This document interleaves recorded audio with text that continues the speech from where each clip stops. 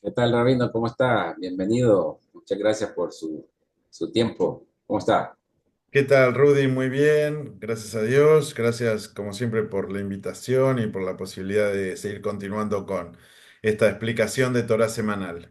Sí, muchas gracias. Bueno, aquí estamos nuevamente con la Parashá, pero en esta vez la número 6, Toledot, que comprende de Génesis 25, 19 hasta el 28, versículo 9. La Parashá anterior vimos, lo último que vimos fue las generaciones de Ismael y sus 12 naciones, ¿verdad? Ahora comenzamos con esta Parashá llamada Toledot o Toldot, que se refiere a la generación de Isaac, pero comienza con Abraham. ¿Por qué será, Rabino? ¿Qué significa Toldot o Toledot? Dice que es de Isaac, pero comienza casi que con Abraham. Sí, bueno, Toldot o Toledot, como bien vos mencionabas, depende de la pronunciación, tiene que ver con las genealogías o con las generaciones, ¿no?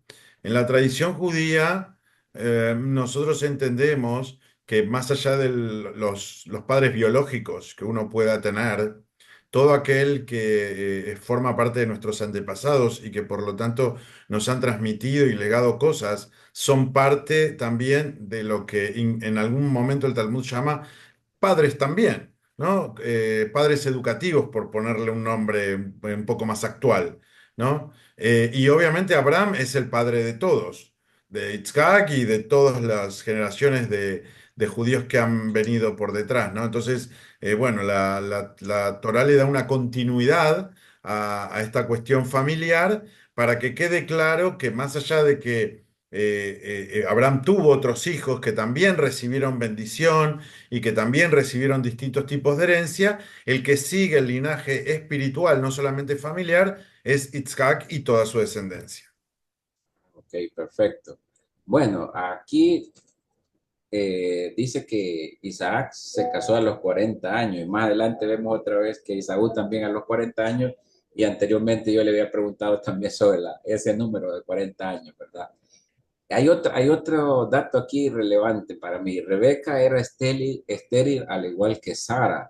Las esposas de los patriarcas tienen casi que esa misma característica. Hay algo intencional en la Torá que nos quiera decir acá, porque también más adelante vamos a ver que Raquel es también estéril, una de las esposas de Jacob. Sí, la única que es así como muy fructífera es Lea, ¿no? Que parece que tener hijos así sin parar. Sí, es verdad que las matriarcas han tenido, bueno, salvo Lea, han mostrado siempre una dificultad para gestar. No son las únicas mujeres de la Biblia hebrea, del Tanaj, que presentan esta dificultad. Está la historia también de Hannah, ¿no? Entonces, se da como una repetición. De alguna manera, creo que la intención de la Torá en este sentido es mostrarnos la importancia de tener hijos, pero no solamente la importancia de tener hijos, sino todo lo que cuesta llegar, ¿no? Que no es solamente la cuestión biológica, sino que además hay una construcción personal y generacional a partir de la posibilidad de tener un hijo, ¿no? Entonces, bueno, se da esta continuidad de una situación dura, difícil, pero que siempre se termina solucionando positivamente, digamos, ¿no? Con la intervención divina. Y en definitiva, creo que cualquiera de nosotros, independientemente del texto de la Torá, tiene que entender y darle la prioridad a Dios, de ser socio en la creación, cuando un hombre y una mujer deciden tener un hijo, ¿no? El Talmud esto lo expresa muy claramente. Cuando una pareja decide tener un hijo, socia de Dios en la creación y los tres ponen parte para ese niño que van a nacer. Exactamente, así dice el texto, ¿verdad? Que Rebeca junto con Isaac le piden a Dios en oración que les permita tener hijos. Luego Rebeca, estando embarazada, se da cuenta de que pelean ambos ahí, se da cuenta que hay un pleito ahí en su vientre y consulta a Dios, ¿verdad? Y Dios le contesta que tendrá dos o tiene dos naciones antagónicas ahí. ¿Por qué ese hecho de dos naciones antagónicas, Rabino? ¿Hay algo ahí que debamos saber? Bueno, primero que todo, estamos hablando de, por lo menos expresado explícitamente, el primer embarazo múltiple del texto bíblico, ¿no? Sí, sí, Eh, y yo creo que este tema remite a varias cosas. Primero, la relación filial a lo largo de todo el libro de Génesis es siempre muy compleja, ¿no? El Génesis prácticamente no tiene mandamientos bíblicos. Tiene solamente tres de lo que nosotros llamamos mitzvot en todo el libro. ¿Sí? Y todas las mitzvot, incluso esas tres se podrían tomar de otros lugares del texto bíblico. Podríamos decir directamente de Génesis, no tiene mandatos bíblicos. Génesis se ocupa principalmente de los vínculos, y los vínculos familiares es el tema central de este texto, por lo menos desde Abraham en adelante, ¿no? Digamos, del postdiluvio, por decirlo de alguna manera. Las relaciones familiares son muy complejas, implican muchas cosas y los hermanos en la Torá siempre enfrentan muchísimas dificultades, ¿no? Pero desde un punto de vista más profundo, desde el punto de vista de la creación y desde el punto de vista de la divinidad, todos somos hermanos. Para la teología judía, resolver estas cuestiones es muy importante porque en la teología judía considera que todas las naciones que devienen de muchísimos de estos personajes que están apareciendo en el libro de Génesis son naciones hermanas. Pero claro, las naciones también tienen diferencias entre sí.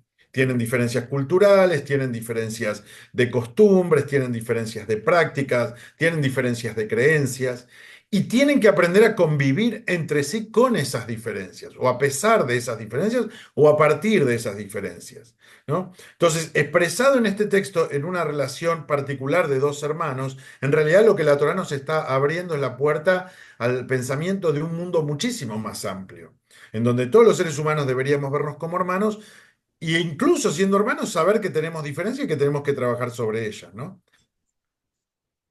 exacto. Dice el texto que Esaú, bueno, nacieron, ¿verdad? Nacieron y que Esaú nació primero, que Jacob sale después, pero como que atado del talón de Esaú.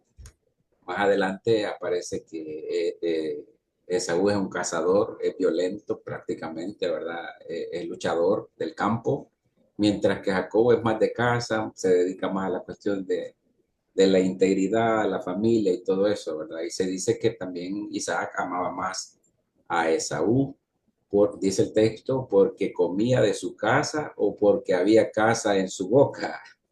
¿Cómo es de entender esa parte? Me llama la atención, Rabino, porque había, Bueno, ahí hay varios comentarios. Lo que tenemos que entender muchas veces, esto ya voy a la respuesta, pero creo que es algo que nos va a servir para entender todos los textos bíblicos.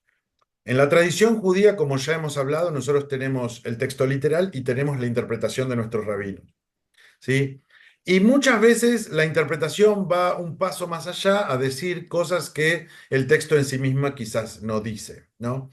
Esta conducta de Esaf de ser cazador no está bien vista en el mundo judío.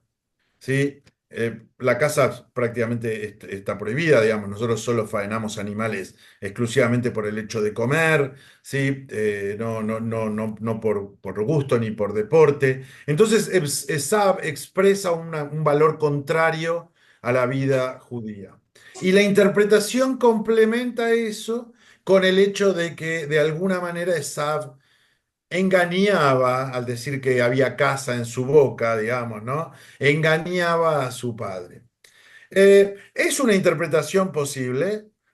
Otra interpretación posible es que muchas veces, y especialmente en el mundo antiguo, la masculinidad estaba más ligada a ese tipo de actividades.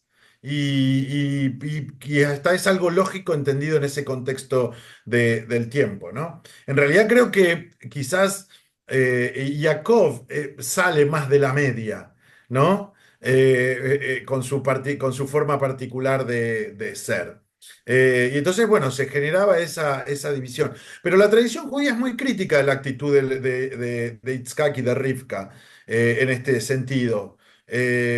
No, los intérpretes rabínicos se dan la autoridad muchas veces de criticar a los personajes bíblicos. Esto no es un tabú en el mundo judío.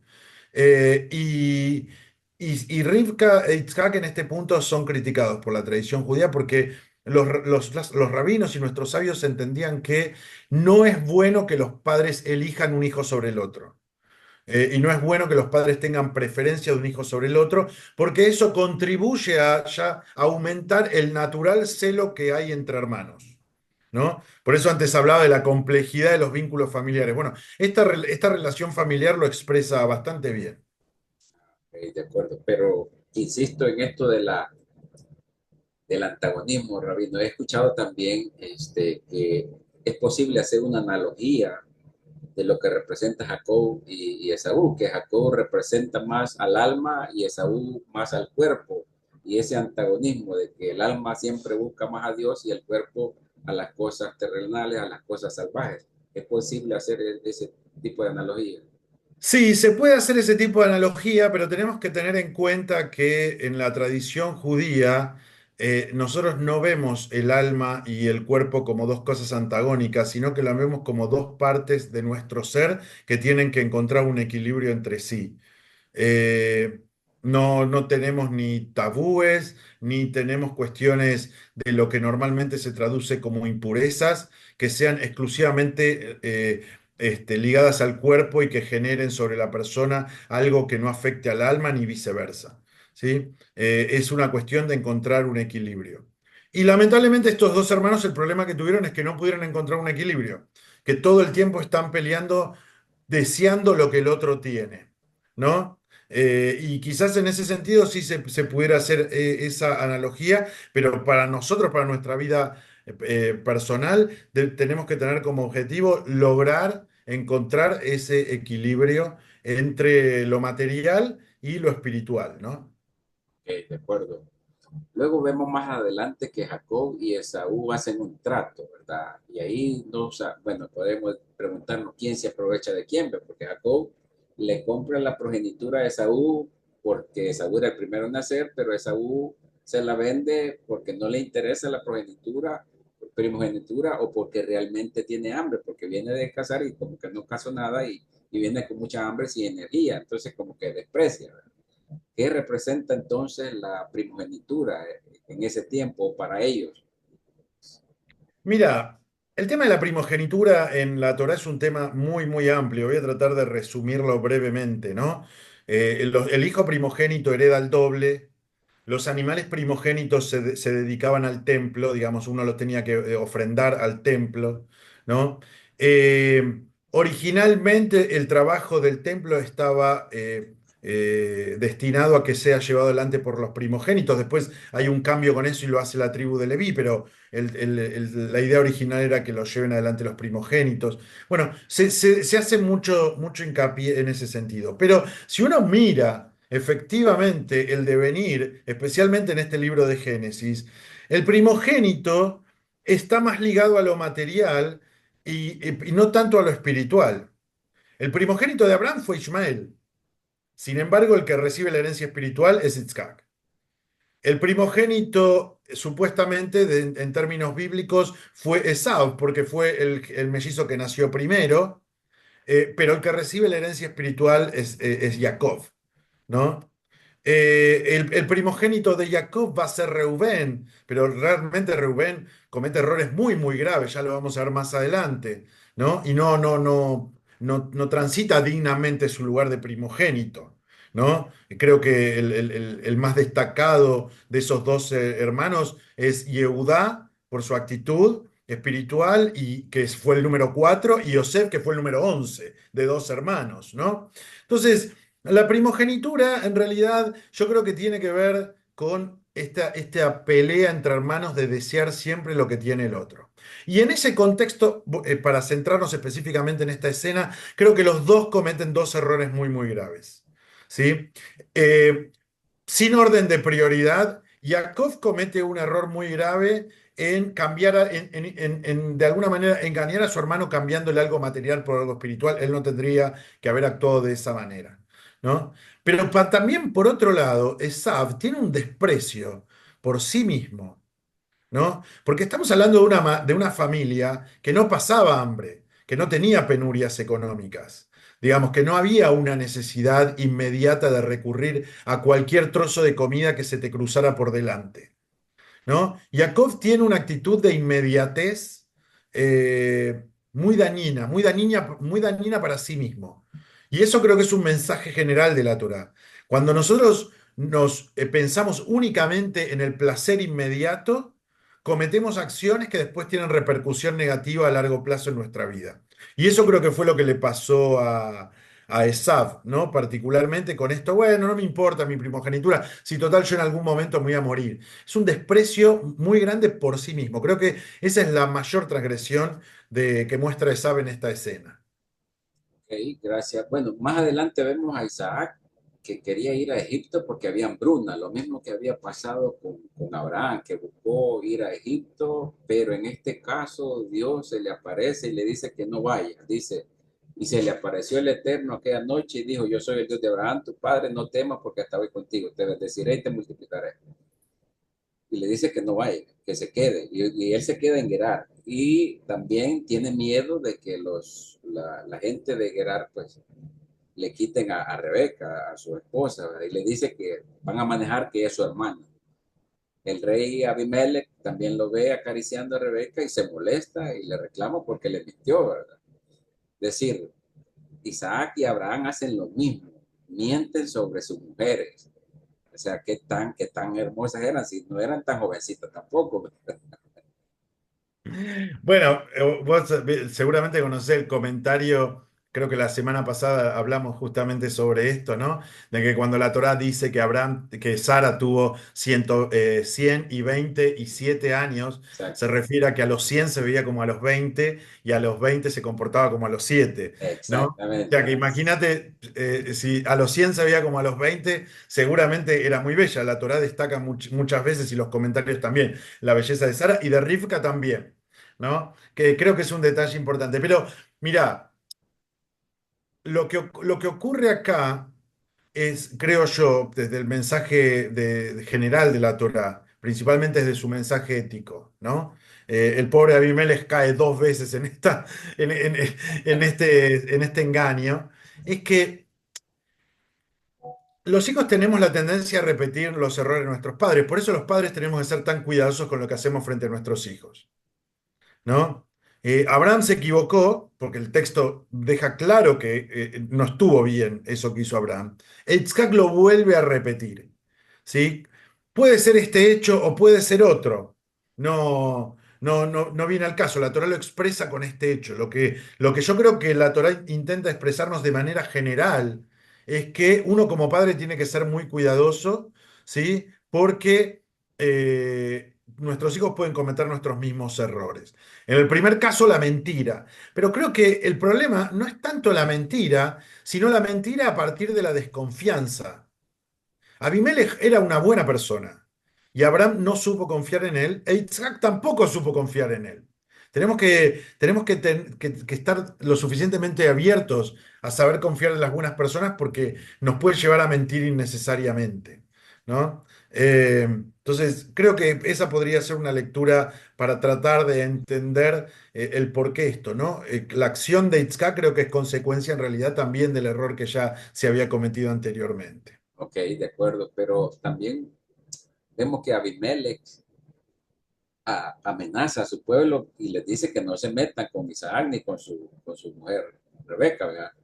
Prácticamente los está defendiendo, o sea, lo defiende porque le conviene o lo defiende por ser buena persona.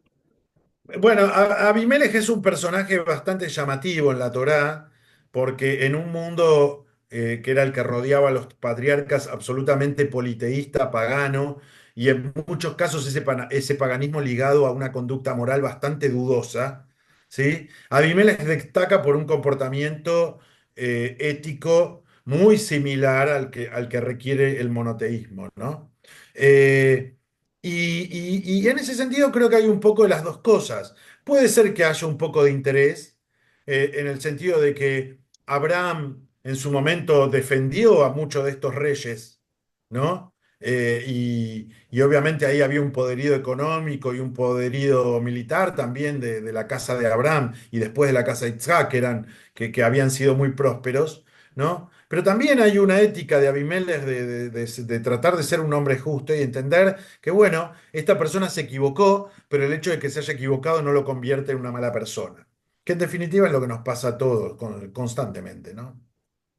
Ok, de acuerdo. Eh, Después, Isaac se hace muy rico en esas tierras y tiene tantas posesiones que la gente de ahí, del lado de los lados de los filisteos, pues, le tienen envidia y lo echan.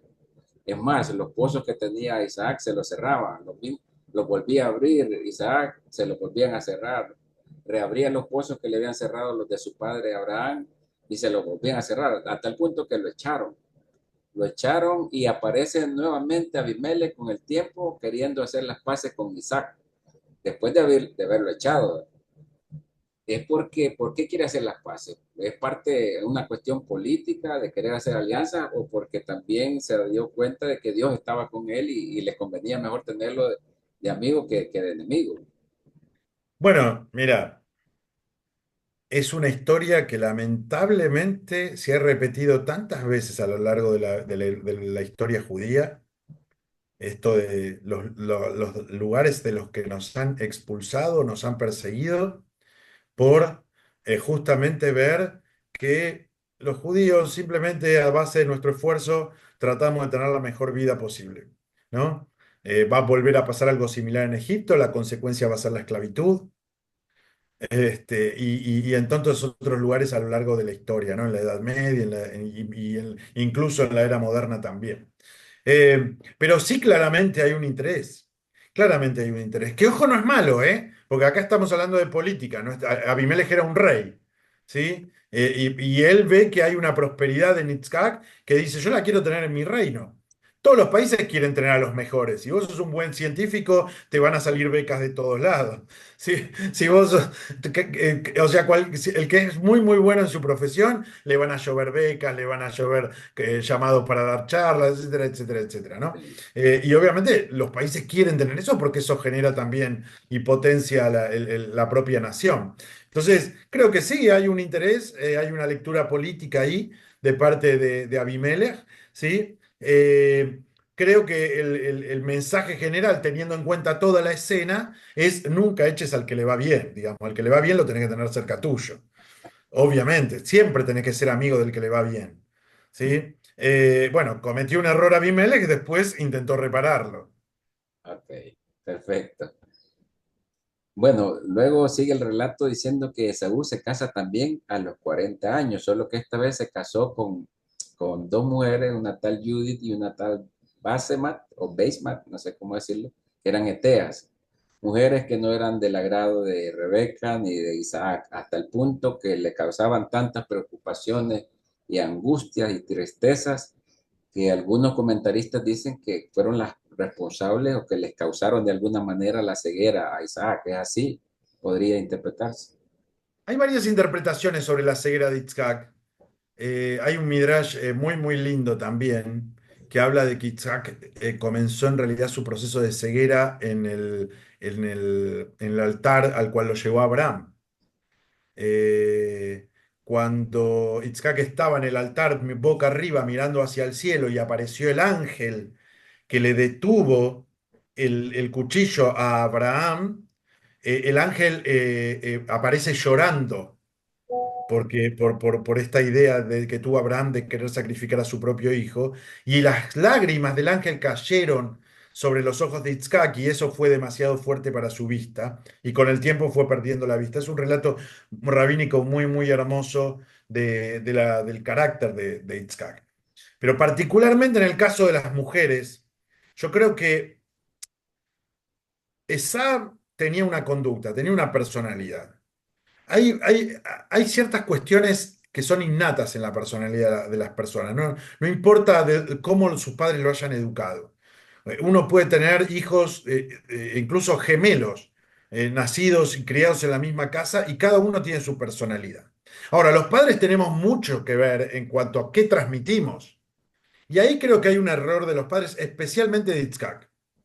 Porque Itzhak avaló la disconducta de Esav en su momento, ¿no? Y ahora se lamenta de las consecuencias de esa disconducta, que es elegir personas, en este caso dos esposas, que no van con los valores morales de la familia, ¿no? Pero uno se podría preguntar, bueno, ¿y cómo le transmitieron esos valores a Esav? ¿No? Creo que siempre hay un poco de responsabilidad, aunque claramente también hay que decir, cuando uno llega a cierta edad adulta, también ya en cierto punto tiene que tomar las riendas de su vida y llevarlas adelante, ¿no? Por eso digo, hay como una responsabilidad repartida, pero creo que están las dos cosas sobre la mesa y las dos son importantes tenerlas en cuenta porque nos dejan muchas enseñanzas para los que tenemos la bendición de ser padres respecto a cómo transmitir educación y valores a nuestros hijos antes de que tomen decisiones que nos lastimen. Ok, muy interesante, gracias. Más adelante vemos que vemos a Rebeca en un acto de engaño, ¿verdad? Rebeca, de alguna manera engancha a Jacob para que se aproveche de la ausencia de Saúl y engaña a su padre, le dice que se ponga la vestidura para que se parezca a Esaú y engañen a su padre y Rebeca hace eso, ¿verdad? ¿Y por qué? ¿Por qué lo hace, Rabino? O sea, ¿por qué? O sea, hay algo ahí. Sí, mira, esto es muy, muy importante, porque cuando uno lee el texto de manera plana, digamos, solo sin la interpretación, parece ser como que Rivka, por decisión propia, engaña a su marido y sin ningún motivo aparente. Nosotros no nos tenemos que olvidar que Rivka fue profetisa. ¿Sí? Hay 7 mujeres en la Biblia hebrea que han tenido el don de la profecía. Y una de ellas fue Rivka, ¿ok? Y Dios ya le había dicho a Rivka cómo iba a ser el orden de dominio de los hermanos, de uno sobre el otro. Rivka recibió esta profecía. Rivka no tomó una decisión por ella porque le pareció o se le antojó. Ella tenía la profecía de Dios. Profecía que no había recibido Itzhak, no por ser menos que Rivka, sino simplemente porque cada uno recibe un mensaje divino diferente. Ella había recibido este. Y ella toma acción. Toma acción para que esto se cumpla. ¿Sí? Toma acción para que esto se logre. Eh, Obviamente, la forma podría llegar a ser cuestionable, pero el tiempo le termina dando la razón, Ok, ¿no? Y hasta el propio Itzhak lo termina aceptando. exacto, exacto. Bueno, exacto, Isaac acepta eso, pero también me surge la duda o la pregunta acá, ¿qué significado debemos considerar con las promesas o bendiciones de Isaac a Jacob? Le dice el versículo 29 del capítulo 27, sírvante pueblos y se postren ante ti naciones, sé señor de tus hermanos y se postren ante ti los hijos de tu madre. ¿Cómo debemos entender eso, David? Es una muy buena pregunta. Mira, se puede leer desde varios puntos de vista. Primero, desde un punto de vista geopolítico de la antigüedad, Okay. ¿sí? Eh, Todos los pueblos de los descendientes de tanto de Abraham como de Esav, digamos de Ismael, ¿no? Abraham por el lado de Ismael, que vimos la semana pasada, como los descendientes de Esav, que vamos a ver más adelante, vivieron o habitaron alrededor del reino de Israel en la antigüedad. Y el reino de Israel, por su ubicación geográfica, siempre tuvo una preeminencia muy, muy grande, muy, muy grande en ese sentido, y siempre trató de alguna manera guiar. Y la Torá en ese aspecto es muy clara, porque la Torá más adelante va a decir, no te pelees con el edomita porque es descendiente de Esab, tu hermano. Exacto, ¿Sí? O sea, la Torá es muy, muy clara en ese sentido. El dominio no significa subyugar o esclavizar, que fue lo que hicieron los egipcios con el pueblo judío. El dominio significa tratar de guiar, ¿no? Es lo mismo que cuando Dios dice en la creación que el hombre domine sobre la tierra. Dominar no es fagocitar la tierra, deforestarla, ¿sí? Vaciarla. Dominar es tener un control, hacer uso, ¿sí? Pero no abuso de la tierra. Y en este caso, dominar es guiar a esas naciones. Bueno, lamentablemente no siempre se da por esto que hablábamos al principio. Los pueblos tienen diferencias y se pelean. Pero en ese aspecto... Creo que es muy importante esto de entender, sí, que la bendición de Itzhak tiene que ver con el hecho de que el mensaje general del pueblo judío y de sus antepasados, en este caso de los patriarcas, es para todo el mundo y que nosotros tenemos la obligación de difundirlo a todos. Consideramos que ese es un mensaje ético universal, más allá de que nosotros además tengamos el cumplimiento particular de las mitzvot, de los mandatos bíblicos, pero el mensaje ético es general y nuestra misión es transmitírselo a todas las naciones, mucho más a aquellas que, como en este caso, descienden de personas que son familiares o estuvieron muy cerca del pueblo judío desde los inicios. Ok. Y lo que le dice Isaac a Esaú es una bendición o una maldición, porque dice, y por tu espada, el versículo 40, y por tu espada vivirás y a tu hermano servirás, mas cuando te angusties, romperás su yugo sobre su cuello. ¿Cómo entender eso? Bueno, tiene que ver con el carácter de Esab. Eh, lamentablemente, lamentablemente el ser humano todavía no ha encontrado la paz perfecta y todavía hay muchos que viven a espada, ¿sí? Si uno vive a espada, el temperamento es muy difícil de controlar porque un hombre con un arma en la mano, en cualquier enojo que tenga, es un peligro para él y para todos los que tienen alrededor, ¿no? No es una maldición, eh, pero digamos, expresa claramente un sentir que pretende o que debería ser de alguna manera domesticado o controlado. Lo que pasa es que eso solo depende de uno mismo. Nadie puede cambiar a Esav más que Esav mismo. Pero yo quiero destacar esto que me parece muy importante, porque normalmente se dice, la gente entiende que solo Isaac recibió una bendición, y no. El texto bíblico está mostrando que Esav también recibió una bendición, igual que como Ismael recibió una bendición. ¿Ok? Todos los descendientes de los patriarcas reciben una bendición. Una bendición que tiene que ver con su carácter y con el carácter de sus pueblos, que son su descendencia, ¿sí? Pero no es que no reciben ninguna. Todos los pueblos, estos, están acompañados también por Dios y es algo que no debemos perder de vista. Ok.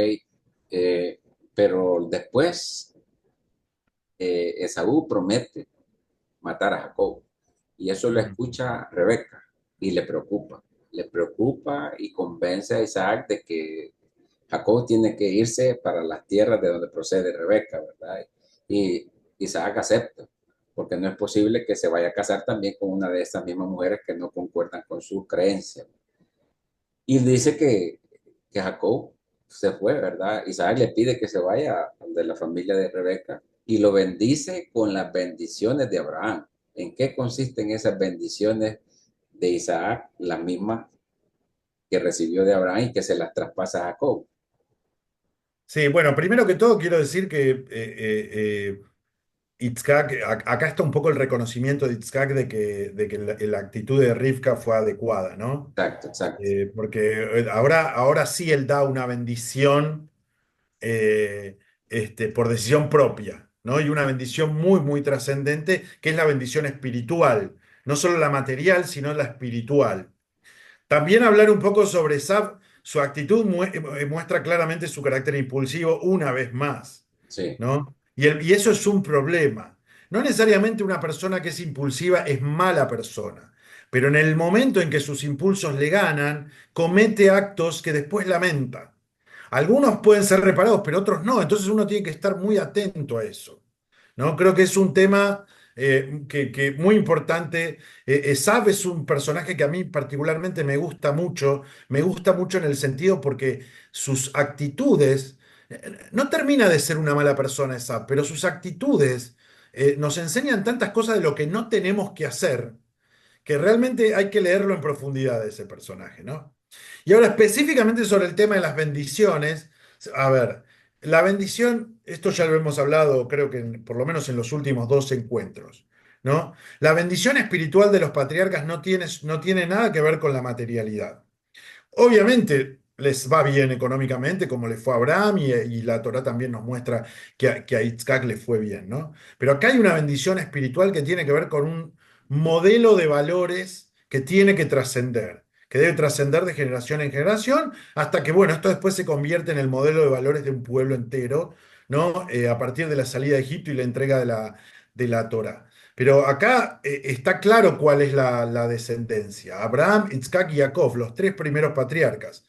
Abraham recibió la bendición de Dios, se la pasó a su hijo Isaac, sin desmerecer la bendición que tuvo Ismael, pero esta es otra, que es exclusivamente de este linaje familiar. Y acá otra vez ocurre lo mismo. Isaac se la da a Jacob sin desmerecer a Esav, que tiene otra bendición y otro linaje familiar, pero el camino del vínculo con el Dios de Israel viene por esta línea. Abraham, Isaac, Jacob.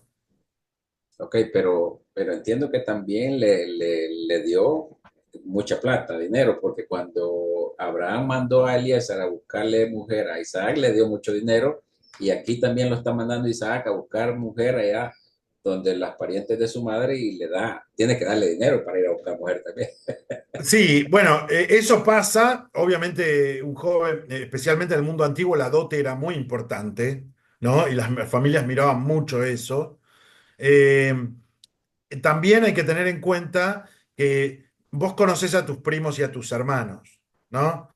Sí, Y Labán ya había aparecido en el texto la semana pasada cuando Eliezer va a buscar a Rivka como esposa. exacto, Y Labán es un hombre interesado. Lamentablemente hay que decirlo como es. exacto. Labán es un hombre interesado. Ya cuando vio para allá de la semana pasada que Eliezer le regaló dos pendientes y una pulsera que eran más o menos lindos, ya el tipo abrió los ojos, ¿no? Acá hay dinero, ¿no? Y entonces, bueno, Itzhak quiere, tan como se preocupó Abraham por él, conseguirle la mejor mujer posible a su hijo y entiende que va a tener que lidiar con esta parte de la familia que incluyen a Labán, que incluyen una actitud interesada. Y entonces, bueno, por eso sí lo manda con un material, con un valor material bastante importante, ¿no? Exacto. Y bueno, quizá esta sería como la primera parte de Jacob, ¿verdad? Y la segunda parte la veríamos la siguiente semana, la siguiente para allá. Perfecto. Exactamente, que Exacto, creo que es una parte muy, muy rica, ¿no? De su exacto, vida. exacto. Bueno, la parashá de hoy termina con que Esaú se vuelve a casar, pero con una hija de Ismael. ¿Por qué la Torá nos quiere dejar dicho o referenciado que se casa con una hija de Ismael?